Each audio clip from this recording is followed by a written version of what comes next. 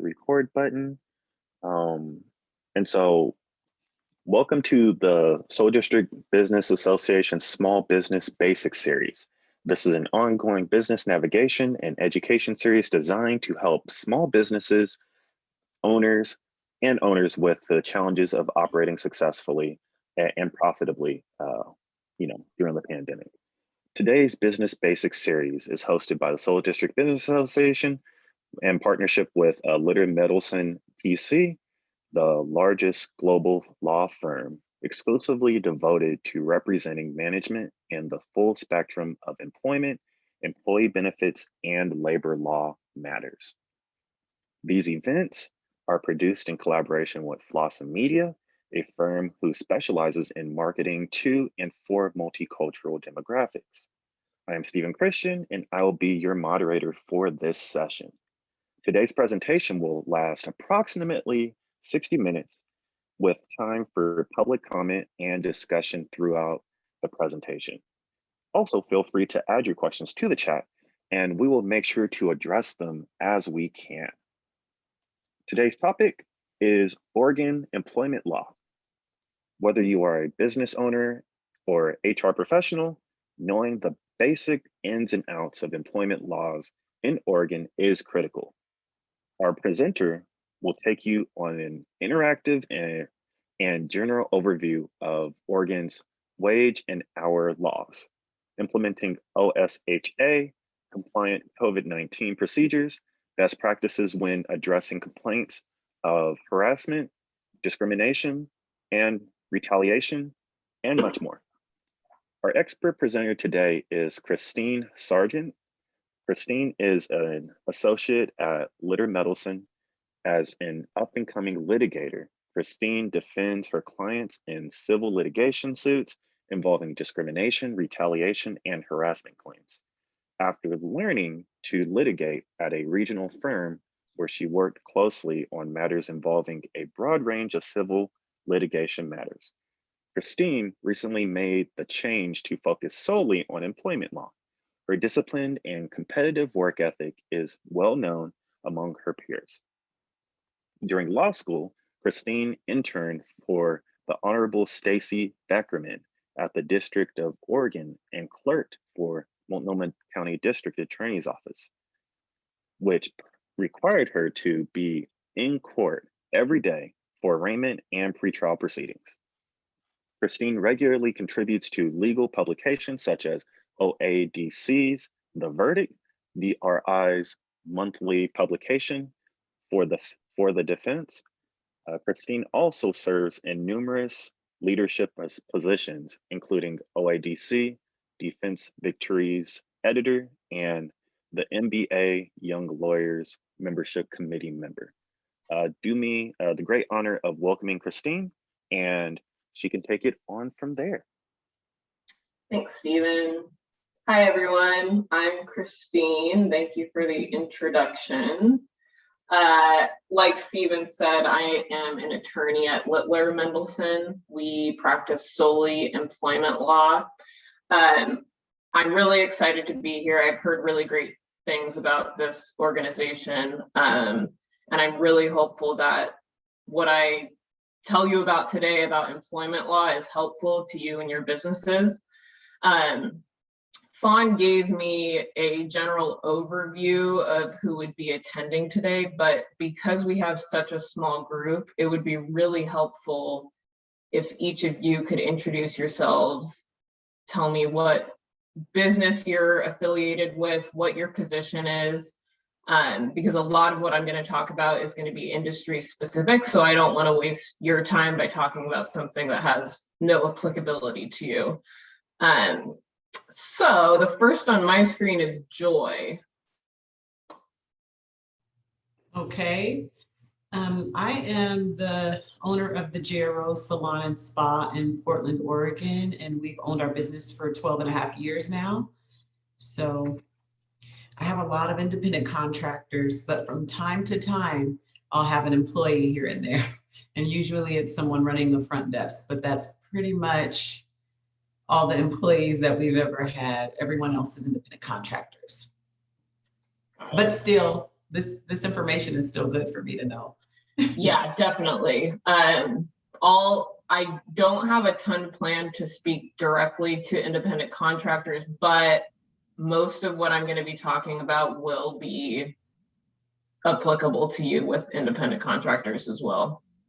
Okay. Charmaine is next.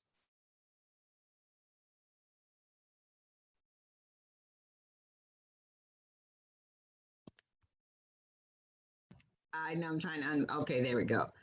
Good morning, everyone.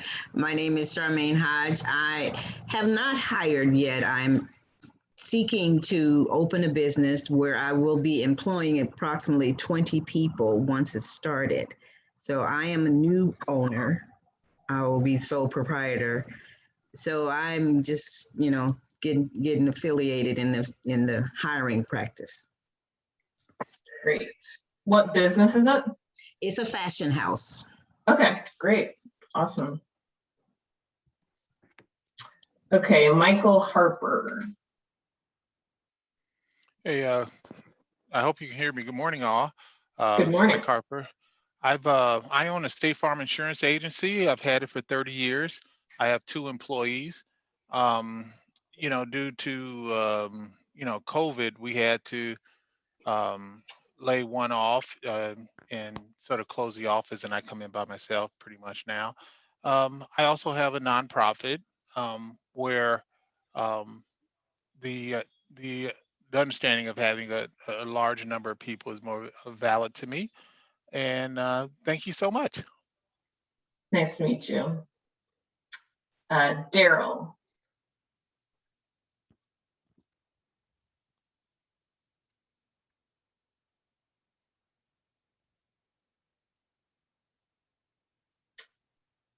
Okay. If Daryl is unable to introduce himself, that's totally fine. We also have iPhone. Oh, here's, I'm not sure who iPhone MP Do 503 is. Oh, this is John L. Cleveland with Nietzsche Hydrate. Great. Nice to meet you. How many employees do you have, if any? I only have 2 employees at the moment. Okay, great. All right. So thank you all for doing that. That's super helpful to me. If anyone has any questions, because we're such a small group, please feel free to just jump in, interrupt me, and ask your question. We'll save some time at the end if we have time to answer any that come up that you weren't able to ask during the presentation, but you're free to ask then, and you're also more than welcome to follow up with me over email after this presentation. I'm happy to answer any general questions. All right, so we only have an hour, and there are a lot of Oregon employment laws, as you can imagine. So we're not going to have time to go through every single one that exists, every single one that you will ultimately need to know if you're employing anyone. But today I'm going to focus on the major issues that I think face every employer, no matter how many employees they have, and that every employer needs to know to avoid exposure down the line and remain compliant with the numerous Oregon laws that there are. We'll talk about the most important wage and hour laws. I'm going to talk briefly about discrimination, harassment, and retaliation complaints, and what to do if someone comes to you with a complaint, which will happen if you're an employer. There's going to be tension between employees. It's just inevitable. We're going to talk briefly about COVID updates and OSHA requirements. This is a topic that I never needed to talk about prior to March 2020, but now it comes up in every presentation I do. And as you know, I'm sure there's things changing on this topic every single week. So I've come up with what's most current in the past week, and hopefully that's helpful. And then finally, I just want to tell you what there's some miscellaneous topics that don't really fit into one of those prior 4 categories, but that they're probably the questions that I get asked the most on at least a bi-weekly basis. A client will ask me about these specific questions, and it's helpful for you to know them ahead of time so that you're not having to contact an attorney about them. Okay, so let's get into the meat of this presentation. Wage and hour laws. This is the area of law that probably keeps my office busiest. It's also one of the more frustrating areas of law for employers. But it's also one of the most important areas because the risk of exposure for non-compliance in the area of wage and hour is one of the most risky. So let's talk about what you definitely need to know. All right, overtime. It sounds to me, based on what everyone has told me so far, that most of the employees that they hire or are going to hire will be hourly employees. So hourly employees means that they will be non-exempt. And what that means, if an employee works over 40 hours in 1 week, then they will be entitled to overtime pay. Overtime pay is going to be calculated at 1.5 times the regular pay rate. Most of you probably know what that is. So if someone earns $15 an hour, they work 1 hour of overtime, they're going to be paid 15 plus $7.50, so $22.50.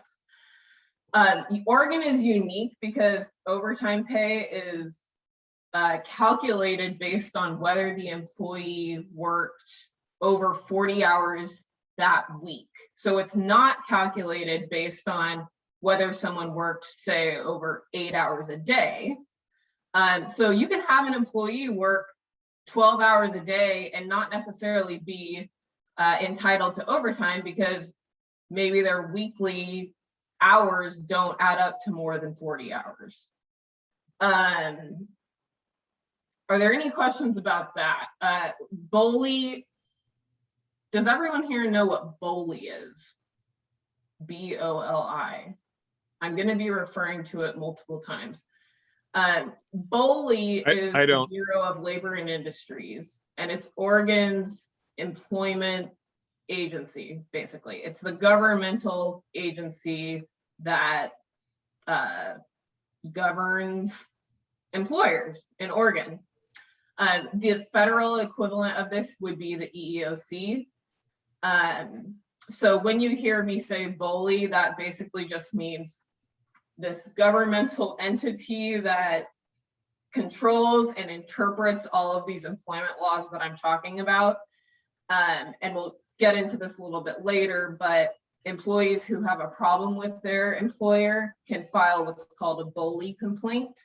And that's not a lawsuit. It's a complaint that they file with this administrative agency, BOLI.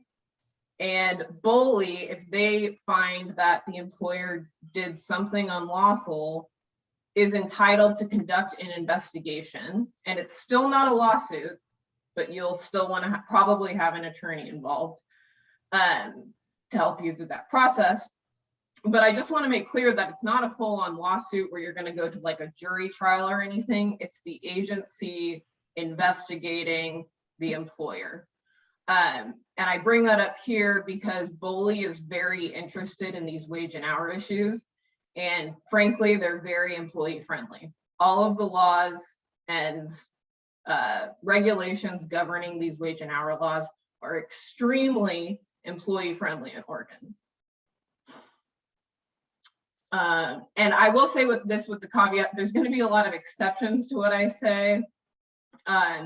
Manufacturing establishments, which it doesn't sound like anyone has a manufacturing group, but that is big. Overtime is based on whether someone works over 10 hours a day. So you don't have that 40-hour standard. Okay, notices of non-payment.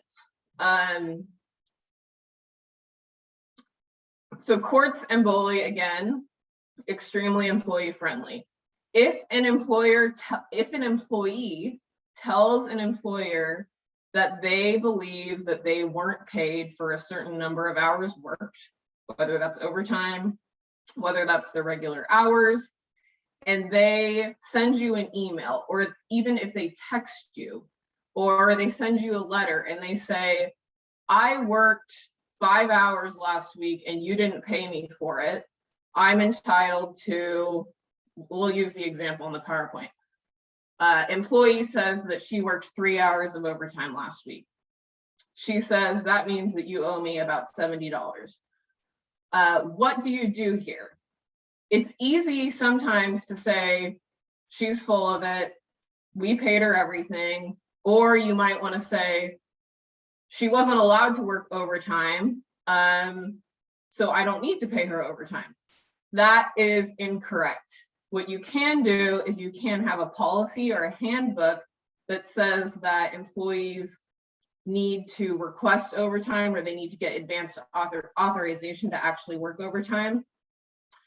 And then if they don't, they will be subject to discipline. However, even if they do that and they violate that policy and don't get advanced authorization, first of all, they are still entitled to overtime pay. You can still discipline them. So that means you can write them up, you can give them a warning, you can give them multiple warnings and say, if you continue to violate this policy, then you're at risk for termination, but they are still entitled to that overtime pay, even if you have a policy against it. Now, what do you do if she says that she wasn't paid for this time? The second you receive what's called notice of non-payment, one of these emails, one of these letters, it is absolutely critical that you quickly double check your records. If it looks like she may have worked those hours and wasn't paid, it's critical to pay it immediately. And the reason for that is you get 12 days to pay that employee 100% of her unpaid wages as a penalty, plus what she actually was owed. So in this example, if the employee says, I'm owed $70, and you double check your records and you do find that, oh crap, there was a mistake in processing, we do owe her $70. That means you should pay her $140 within 12 days, because the risk of that is that penalties will start to accrue at a crazy rate. This is the most frustrating question we get from clients, and not my frustration, but clients' frustrations. Small business owners are very often put in horrible positions with these types of notices of non-payment. So it's critical that you take those very seriously. If you ever need help calculating it, get an attorney involved so that you know that you're calculating it correctly. If you don't, the biggest risk is attorney's fees. So if that employee ends up getting an attorney, her fees, whatever she pays her attorney, if that case ever went to trial, the employer would be on the hook for her attorney's fees. And it's a law that employers and employers' attorneys are constantly trying to interpret in a way that's not nearly as harmful to employers, but it's just the state of the law right now, and I urge you to take those types of issues very seriously and keep very well-documented wage records, what you paid, when you paid, because if it does go to trial, then of course it would be helpful to say, okay, we did pay her for everything. Any questions on that? Okay, final paychecks. Christine, So, Christine, looks like yes. question in the chat, I think. I don't know if you. Oh, I can't see the chat. Thank you for that.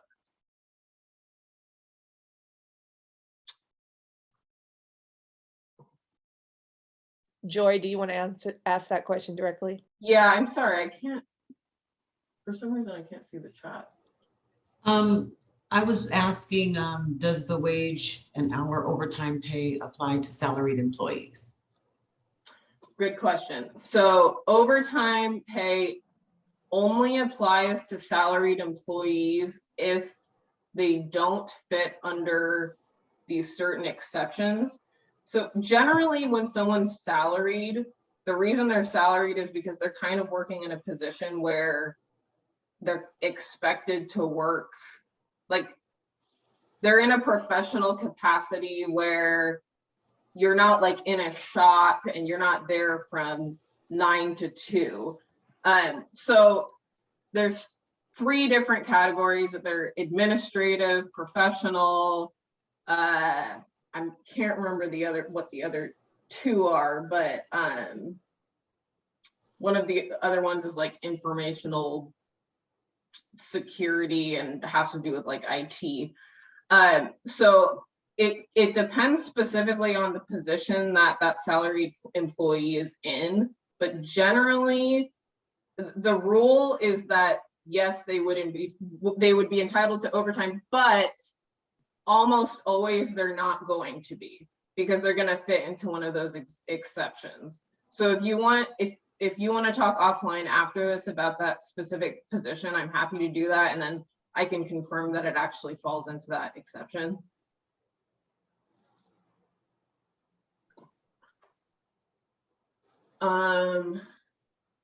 Okay, final paychecks. This became a hot topic last year when COVID sent everyone home because so many employers had to lay off employees. A lot of employers called that layoff like a furlough because they weren't sure when the restrictions would be lifted and they could bring employees back. And this ended up being quite a big issue that Bully sought to enforce. And with that, there was a big McMenamins ordeal that happened. It was last summer, but it had to do with McMenamins not paying their employees their final paychecks. And employers that fail to pay their final wages when they're due risk those penalties that I just talked about with unpaid wages. And there's attorney's fees penalties, but there's also like $1,000 civil penalties for failing to pay on time. So this is a little, these are kind of the 3 situations that typically come up when someone's leaving a job that you'll want to take note of so that you're meeting these deadlines for paying those final paychecks. Because if an employee comes back and says, I quit on this day and you didn't pay me until 3 weeks later, that can be an issue.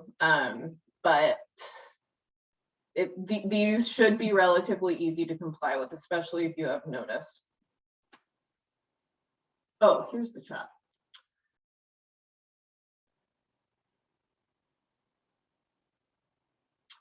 So is the question, how does this apply to manufacturing employees related to the final paycheck question?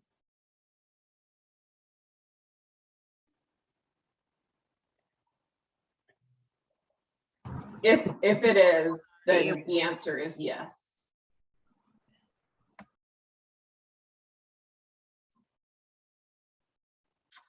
Okay, COVID-19 and OSHA. Here is just kind of this is from April 13th of this year. So this kind of gives you an idea of how many people have been affected. Also includes vaccines and how many of those have been administered. Okay, Oregon OSHA. So in November of 2020, Governor Brown and OSHA issued some pretty significant workplace rules that are temporary, and we're quickly coming up to the May 4th deadline that those restrictions will expire and no longer be in effect. However, I would be shocked if they don't extend the timeline for those rules. So we can expect that all of the rules that you need to be following, mask wearing, social distancing, sanitizing, all of those things will probably still be in effect even after May 4th, but they haven't announced anything formally yet. There's also industry specific rules. So I heard we have a salon, someone that owns a salon here.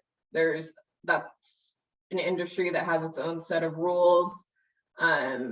There's office specific rules. So if you work like the State Farm office, if people are capable of working from home, then they're strongly encouraged to work from home. Manufacturing, there's specific rules related to that. Transit agencies, you get the idea. A lot of you are probably already familiar with these protocols because they've been in place for a few months, but it's worth honestly checking the OSHA website every week. It's pretty user friendly. I just check it pretty much every Monday so that I can update clients if anything has changed. But right now, we can expect things to kind of stay the same until at least May 4th. So this is the required posting that all employers, no matter the size, need to post in their buildings where employees can actually see this poster. This is available on BOLI's website. BOLI's website also has, which I'll get into, they have a ton of other resources for employers that are free, and you just print them out and you can post them, or if they're not posters, you can reference them so that you know what your requirements are. I wanted to briefly go over what the workplace rules are. So you have the more obvious ones like social distancing. We're all familiar with what that is. It's the 6 feet space between all individuals. Face coverings, I'm pretty sure we all own masks now. Workplace risk assessment. This was one of the more onerous requirements, and Littler, my firm, did quite a bit of trainings back in November and December. And what this is, it's employers need to conduct a risk assessment, and that process needs to involve participation and feedback from employees to gauge potential exposure to COVID-19. And that includes addressing specific questions about how to minimize exposure. For this, even the attorneys that were interpreting these rules had no idea what that would look like. Fortunately, OSHA, they on their website have risk assessment forms and templates that is exactly what we tell our clients to use. So it's a 2 or 3 page form. It has a few questions on it that you answer as the employer. No one's going to come in and look at that unless something happens like a massive COVID outbreak or something. So you're still required to fill it out, but a lot of you may have already done that. But it's something to consider, and I encourage you to look at the OSHA website for those forms. What else?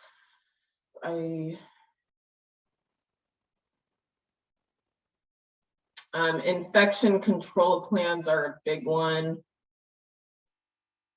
You'll also, okay. I did want to talk about if someone is found to have COVID, then you need to have an infection control plan, which means you need to have a system in place for notifying employees that there was a COVID exposure at the workplace, and then kind of have some steps in place for how that's going to be remedied, whether that's like a massive overhaul and sanitation of the workplace.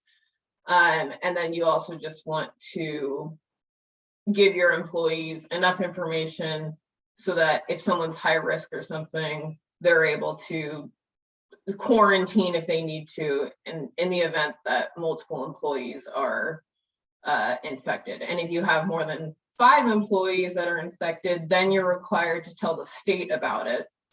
And surprisingly, I haven't had any clients yet have a massive COVID outbreak since the implementation of this rule. So my assumption would be that if there is a big outbreak, OSHA would come in and kind of double check that the protocols are proper and in compliance with the OSHA requirements. Again, strongly encourage everyone to look at Oregon's, and to be clear, I'm talking about Oregon's OSHA website, not big USA OSHA. This is Oregon OSHA, and it has the state-specific guidance that you'll want to be following. I thought I would point out that Multnomah County is high risk as of April 9th, not 19th. And we've been high risk for most of the past year. At some point, we were extreme risk. Extreme risk is based on the number of hospitalizations and infections. But with this high risk, Governor Brown put in place more restrictive restrictions. And a lot of those are industry specific. So again, I know we have a state farm employer here. Office workers are recommended to work remotely if they can. Gyms, outdoor theaters. It's looking at the capacities that are allowed at a lot of these. It's kind of, I just wish I could be a fly in the room where they're figuring out whether 25% is okay for a restaurant, but 15% is okay for a gym and 50%. It's interesting how they're coming up with these numbers, but none of us know what the right number is. And I think we're all just doing our best, including the legislators and the people at OSHA. Again, I believe I didn't ask where everyone was located, but I'm assuming we're in the Portland area. Hopefully that's a safe assumption. And we are, if you're in Multnomah County, we are still high risk. 11 counties, not including Multnomah County, are very close to extreme risk because of hospitalizations. One thing that I wanted to touch briefly on that I don't have a slide on is vaccinations and requiring employees to get vaccinated. So BOLI has been relying on the EEOC's guidance, and the EEOC says that employers may require workers to receive the COVID-19 vaccine. And because of that, BOLI is saying the same is true for employers in Oregon. That has very limited exceptions. So if someone has a disability or a religious objection to obtaining the vaccine, that is going to take some special care. And if someone has, for whatever reason, cannot get the vaccine because of one of those reasons, it's going to take an individualized assessment, and you might not be able to require that employee to get the vaccine. There's also like a couple of side issues that immediately come to mind when I read the EEOC guidance on this. One of them being, are you supposed to pay your employees for getting the vaccine, for the time it takes for them to go get the vaccine? The safest thing would be yes. If you're requiring them to do, an employee to do something on their own time, we would always recommend in that situation that you pay them for that time. Relatedly, I just got the second vaccine dose last week and was completely I could not do anything the next day. I was so sore. I was barely able to work. If an employee is unable to come in because of the side effects of the vaccine, you'd probably want to consider paying them for that time as well. We have a question.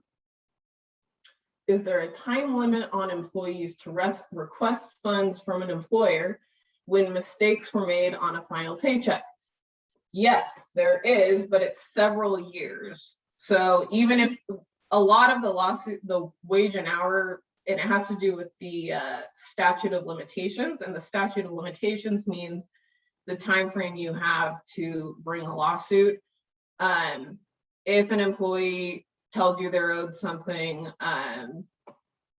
several years down the line, then that's not going to be valid. But they have a couple of years before they are prohibited from trying to seek wages that they think that they were owed.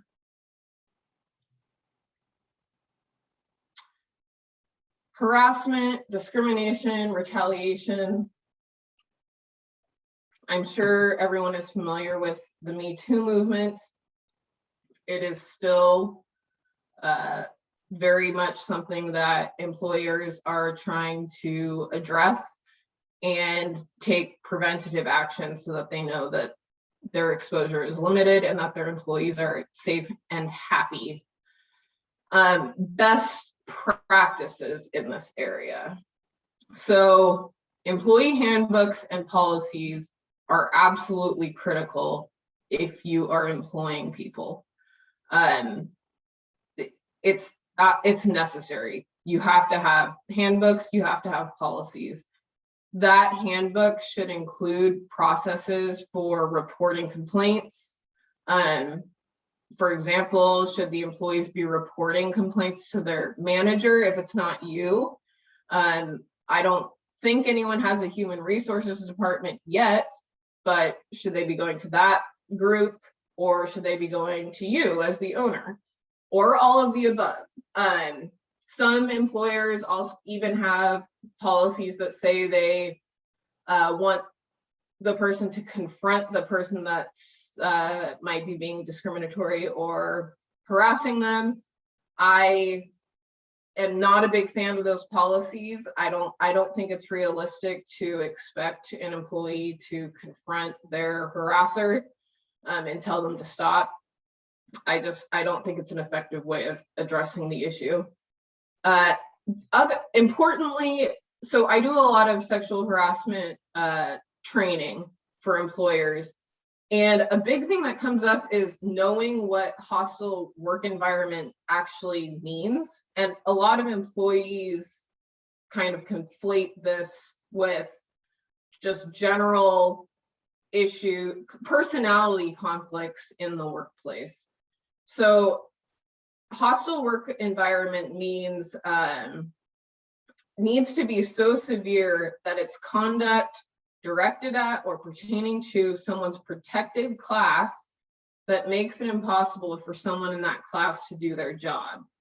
And the standard here is, you might ask, well, what makes it impossible for me might be different from what makes it impossible for Joe Blow over here. The standard that a court will use is what a reasonable person would think. And this might be one severe incident, or it could be many smaller incidents. It is not swear words, a difficult boss, a difficult coworker. It's not the employee being stressed because they're working long hours. The only way those types of things will amount to a hostile work environment is if it's related to that person's protected class. Discrimination, I also want to be clear, that means that it's unequal treatment of an individual or group because they belong to a protected class. And there's so many protected classes. Everyone belongs to a protected class. That can be race, gender, sexual orientation, veteran status, married status, everything you can think of could relate to a protected class. But the hostile work environment standard is very high. So if someone comes to you and says, Susie said that so-and-so was a jerk and it made me uncomfortable, well, that's not going to rise to the level of a hostile work environment. If she's saying she called her a jerk because or a worse word, like a gender specific word, that might take an investigation, because if it's gender specific, that might be relating to the hostile conduct, might be related to that person's protected class. Retaliation is never acceptable. So if someone does come to you with a complaint, it's really important to tell that employee that they're not going to face retaliation, and that good faith reporting is always encouraged. So when you actually get a complaint, it's really important to listen to that employee's full story. I also find it really helpful to ask them for ideas of how to resolve it. Sometimes it could be as easy as, if it's an issue with a coworker, it could be as easy as switching their shifts so that they aren't working together. You have to be careful with that, because if someone considers that switch in shifts, like you move them to the swing shift or something, that might be less desirable. You don't want the person that just reported it to say that you just took an adverse action against them. But it is helpful to actually have an interactive process with the employee reporting the complaint, so that you're coming to a resolution that both parties are actually happy with. Encourage them to come back to you and update you with any other issues, or if it starts to resolve on its own, that's good for you to know as the employer. Also, you want to document, because if you start getting repeated complaints about one person being a total jerk to everyone, that's good for you to know. It might require a conversation with that person.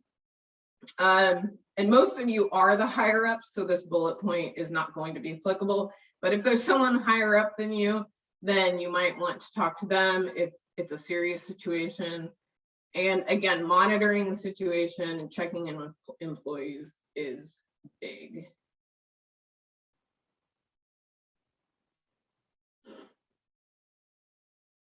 Okay, equal pay.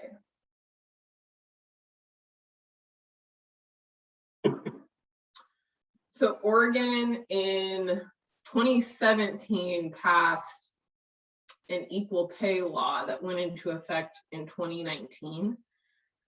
And this law says that workers need to be paid the same amount for comparable work.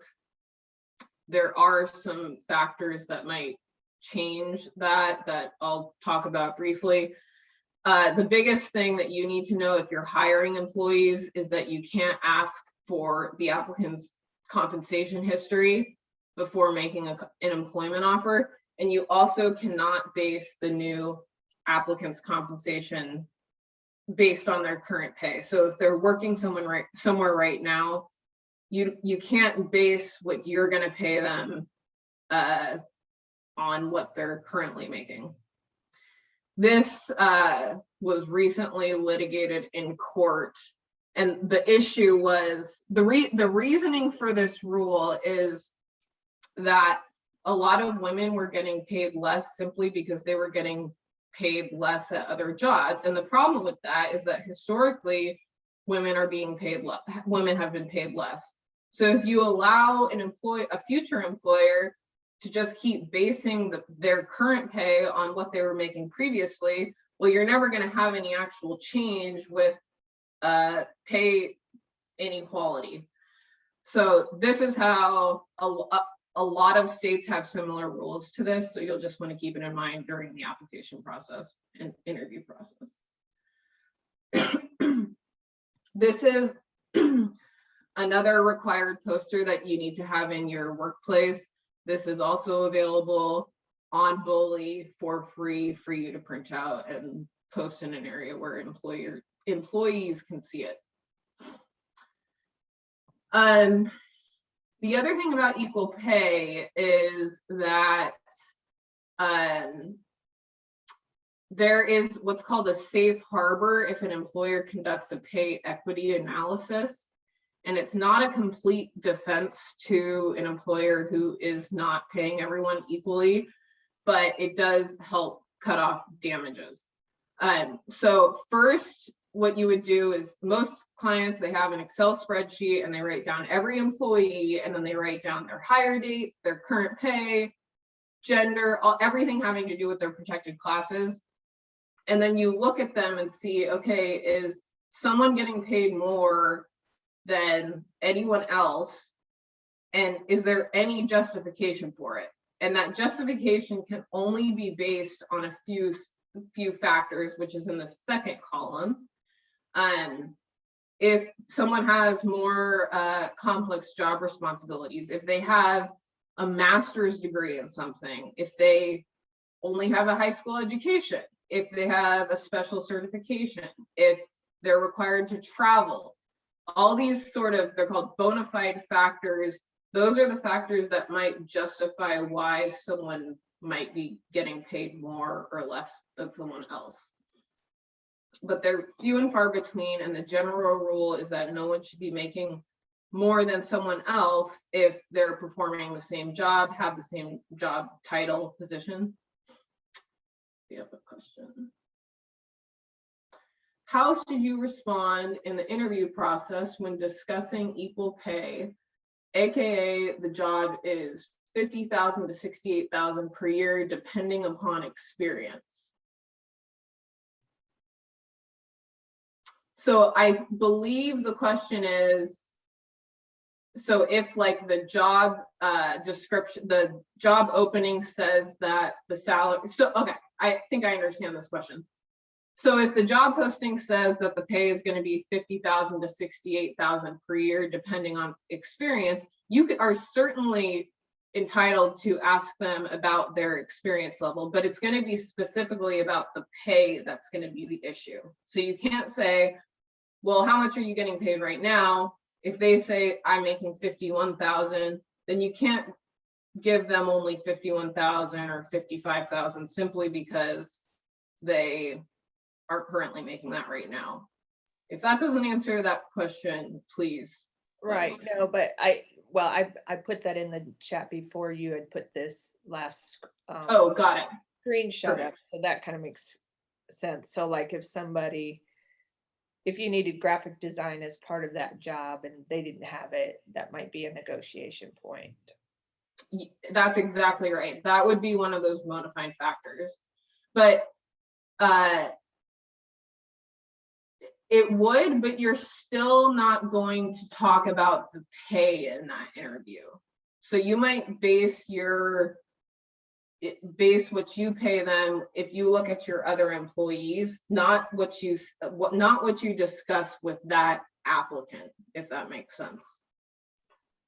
So if you have like two other graphic designers and they're at 60,000 and this person's applying and for that another graphic designer position,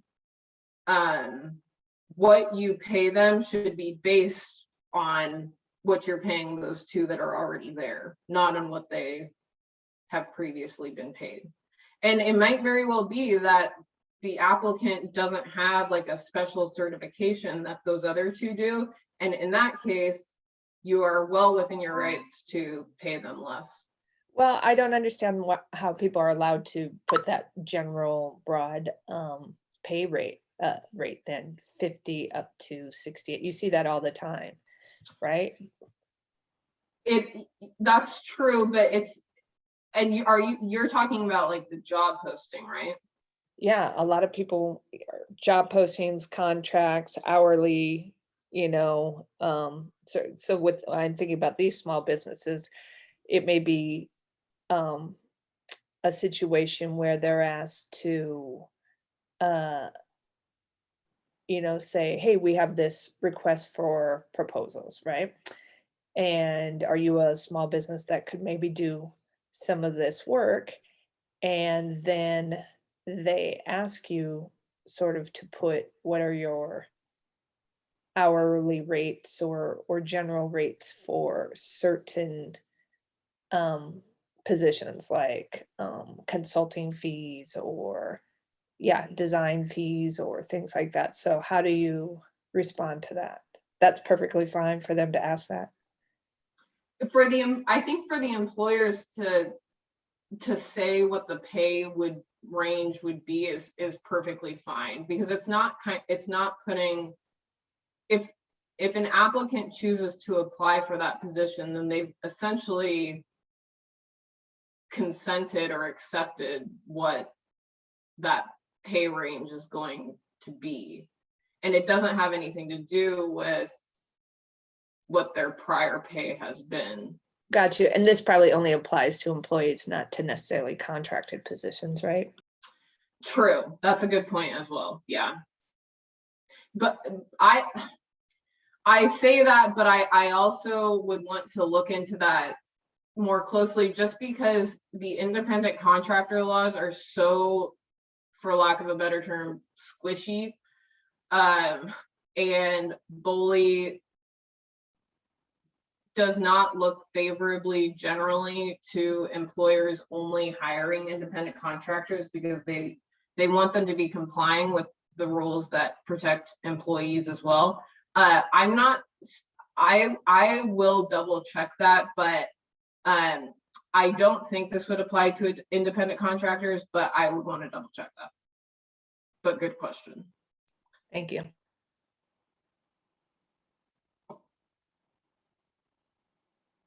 Okay, ban the box rules. This is big for people that intend to hire employees. So ban the box, it's a movement that was started in 2004 by civil and human rights activists, and it was comprised of formerly incarcerated people. The objective with these types of laws is to minimize discrimination faced by people with criminal records. So what the ban the box rules prohibit is requiring an applicant to disclose criminal convictions on their applications, and requiring applicants to disclose criminal convictions prior to their initial interview. Portland, the city of Portland has even stricter requirements that were passed relatively recently. And I just had a case where the entire issue was that there was an applicant, he applied for a position. The interview, it was a national employer, and the application had a question that asked about criminal convictions, and it was just a form application, and there were significant penalties as a result of including that question. So keep this in mind in your interviews, in your applications. If you do discover that an applicant has a conviction, and you discover that after you've already extended an offer and it's concerning to you, you can only rescind the offer if the position bears a, quote, direct relationship with the conviction. So the most obvious example of this that I use would be like an accountant or someone that's going to be expected to have access to customers' confidential financial information. If someone's conviction is for identity theft, even like 10 years ago, that's concerning, and that would bear a direct relationship with the conviction. There's also, just in passing, none of this will apply to you, but law enforcement, they have specific rules related to this. Same with like childcare education. If someone has a child abuse conviction or something, well, Oregon is not expecting people to hire someone with child abuse convictions for a school or something. So this is just something to keep in mind in the application process. Well, I realize it's 11 o'clock. Can you ask that question regarding, right, because formerly incarcerated is one thing, but sex offender can sometimes be another. Are you able to ask that question in interviews? if somebody volunteers and says, they're on probation or something like that. Can you Yeah. ask what So their offense was?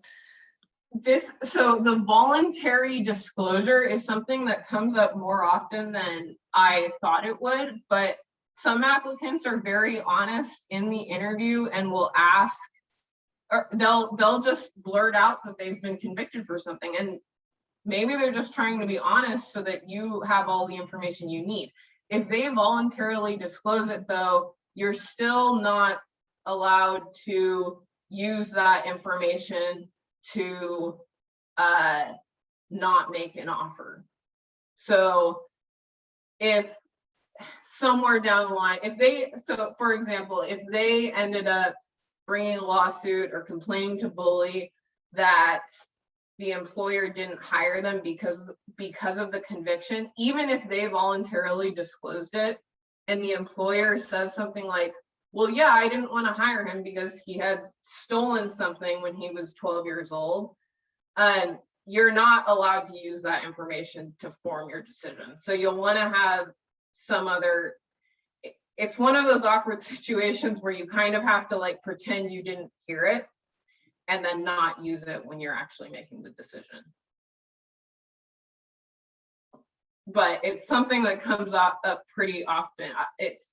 I don't know why I'm surprised at the number of people that will just freely tell employers that, but it's the ban the box rules prohibit you from actually using that information and making a decision. So hold on a minute on that one again, because sometimes policies, so I'll say there was an employee that hired somebody, later it came back, and I think maybe they did a background check and they found that he was formerly incarcerated and they fired him. Was that allowed? Or that was some time back though? Have the rules changed on that? Yeah, this is a relatively new rule, and it's different in Portland specifically. But if the conviction is discovered afterwards, and let's say he's already working and he has never disclosed that he did time for grand theft auto or something like that. Right, armed robbery. If it's not related, if it doesn't have that direct relationship, then no, that it wouldn't be okay to fire someone solely because of that.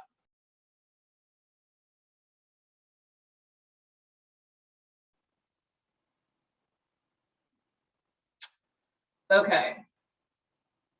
I would really like to get to these top 5 tips because I think these are important. Not that everything else I discussed isn't important, but these are the questions I get the most often.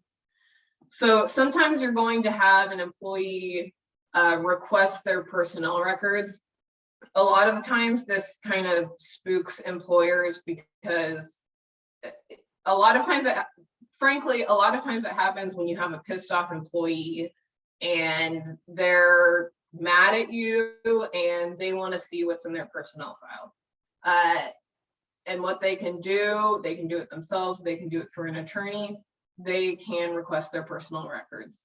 They are entitled to them, but the scope of that request is very limited. So the statute reads that they are entitled to all documents used to determine their qualifications for employment, promotion, additional compensation, termination, or other disciplinary actions. Note that this doesn't include like their medical file if they have a disability and you have to accommodate that disability. Doesn't include workers' compensation records, doesn't include garnishment records. It's a very narrow scope. So it's often in the employer's favor to not give them literally everything.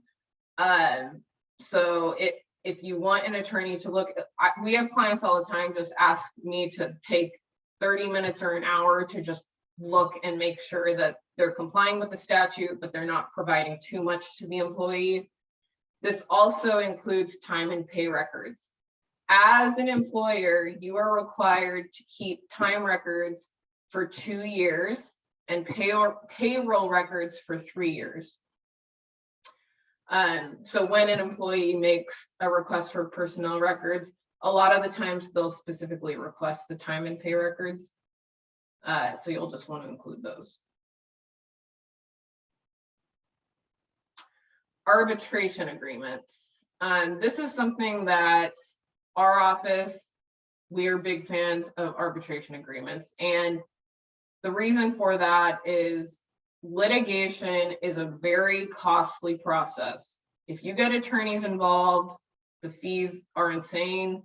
And it often takes several years before any case reaches a jury.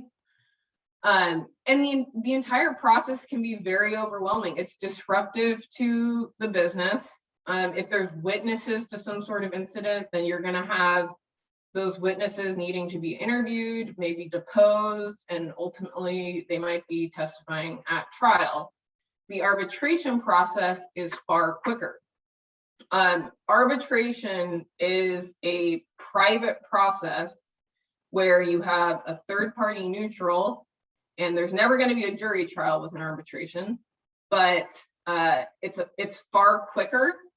And you don't go into the court system, and that's the reason it's way quicker. The court system is just so backlogged, especially now with COVID. I haven't had a trial over the past 18 months because of COVID. So all of my cases and all of the clients are just like sitting around waiting for the courts to open back up for civil cases. So arbitration agreements, we often have clients when they start hiring employees, require the employee to sign an arbitration agreement. And basically what it does is it limits the employee's ability to sue you in court and force you to pay ridiculous attorney's fees. You're still going to want an attorney in arbitration, but because it's such a quicker process, and it limits their attorney's ability to use very abusive tactics that they can get away with in court. It can save a lot of time. It can save a lot of money. If an employee refuses to sign an arbitration agreement, you are within your rights to not hire them. So we highly recommend arbitration agreements. We have form arbitration agreements that we provide to clients for a very low cost because we've already done the work of drafting those forms.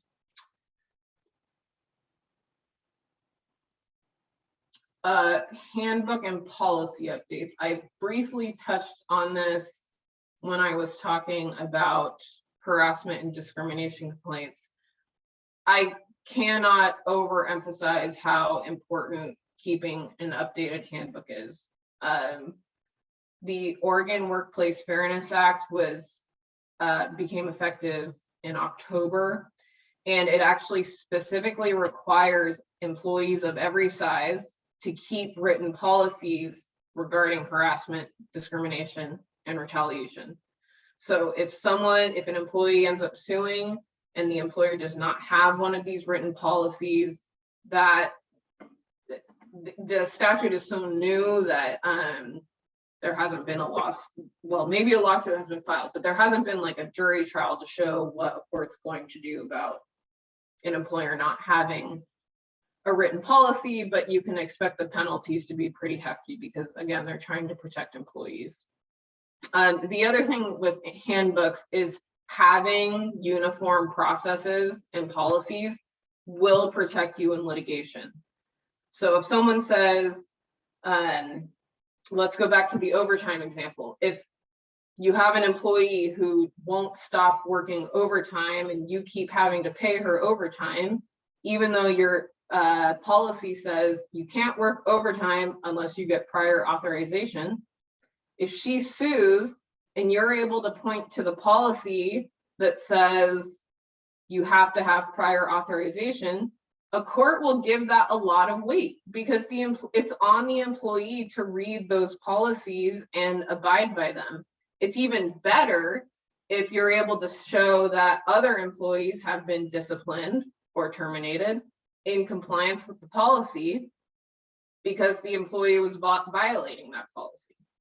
So the handbook serves to show that you're treating everyone the same, and that no one's being singled out because they're not doing something or they're doing something wrong that violates that policy. And again, our office has several like form handbooks for different industries. So if you need help with a handbook, again, we can help with that for a relatively low cost, since we already have those templates. Job descriptions. This is something that became clear to me very quickly after I started practicing employment law, the importance of the job description. So this is different from a job posting or a job ad, but the reason these are important is because they can specify whether an employee is exempt or non-exempt. That means hourly or salaried. And the reason that that's important is going back to what we talked about before, whether an employee is entitled to overtime. So if that job description says that they're an exempt employee, they will not be entitled to overtime, assuming they fit within one of those executive, administrative exceptions. It's also important for equal pay laws. So like we discussed earlier, the job description can specify what the actual job duties are. If someone's getting paid more than someone else, then it would be helpful to be able to point to the job description and say, so-and-so is getting paid more because she's required to, let's say, supervise other employees. So her job is more complex and she deserves more because of that bona fide factor. And the most important reason I think for the job descriptions is disability discrimination issues. So you may have noticed, did not talk about leaves of absences or disability accommodations today. And that's because the next presentation by Megan of my office, she's talking next week specifically about those issues. Job descriptions are critical. She will talk to you about reasonable accommodations, but I will give you a very quick primer. If someone comes to you and says that they have a disability that requires some sort of accommodation, let's use the example of like a standing desk, the employer is required to engage in an interactive process with that employee and come to an agreement on what a reasonable accommodation would be. Critical here, though, is that the employer only has to provide a reasonable accommodation if the employee can perform the essential functions of the job with that accommodation. So I've had cases where the employee says they have, let's say, PTSD or something like a mental illness, and they're basically requesting just time off, like that. They want that as the reasonable accommodation. Well, for most positions, the reality is that the employer needs, one of the essential functions of the job is for the employee to do their job and work. Taking time off for an indefinite amount of time, key there, indefinite amount of time, is most likely not going to be a reasonable accommodation. So if you have the job description that says that they need to be here, what's an example of? For the salon owner, they need to be here. If it's a receptionist, they need to schedule people's hair appointments or whatever it may be. Have the list of what those job duties are going to be, and that will allow you to say, okay, with this reasonable accommodation, you will be able to do all of the essential functions of the job. But if there's no reasonable accommodation that exists, that job description will help you support why that person might not be the best fit for that position anymore. Okay, and lastly, I highly encourage everyone to write down this phone number and this email. I use this line all the time for my employment related questions when there's not a clear answer in the statutes or the law. This line is confidential support from bully. So when you call or email, they're very responsive over email. You can anonymously ask them a question without naming any employees about a specific question you have. It's free, so you don't have to talk to an attorney. It's especially useful, I find, for wage and hour questions. So if you call them and you say, what's a wage and hour? If you call them and you're not sure if someone has given you the proper notice of non-payment that I talked about at the very beginning, they can kind of walk you through whether that notice might constitute that notice of non-payment that triggers penalties. If you call, they don't even have to know what your name is. I strongly recommend clients contact this number before they call me.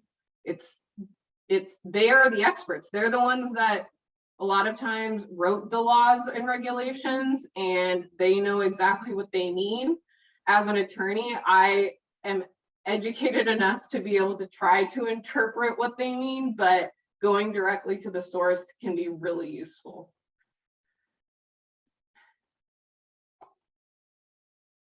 And that is all that I have. Let's see if there's a question. Does anyone have any questions? I appreciate all the questions that I got in the middle of it. And apologies for going a little over. I think all of this stuff is super important, and I hope was helpful to everyone.